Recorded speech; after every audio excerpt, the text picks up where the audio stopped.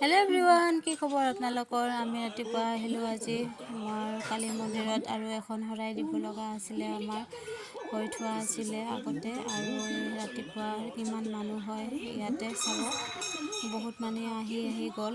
আমিও আহাতে অলপ পলম হ'ল, যিহেতু প্ৰসাদ পানী ৰেডি কৰি লৈ আহিলোঁ।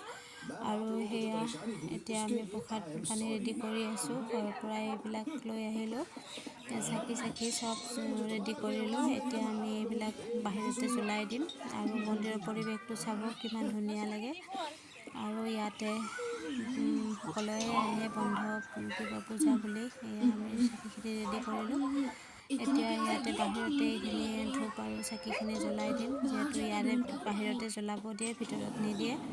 আৰু এতিয়া আহিলোঁ আমি ভিতৰত সোমাই, আৰু ইয়াতে আমাৰ নিজৰ মনৰ কথাখিনি ভগৱানৰ ওচৰত ক'লোঁ। আৰু এয়া বামুণে পূজাৰীয়ে পূজা কৰি আছে, আমিও আশীৰ্বাদ ল'লোঁ। আৰু ভিডিঅ'টো এইখিনিয়ে আছিলে, বেছি ডাঙৰ নকৰোঁ। কেনেকুৱা পালে চাই জনাব।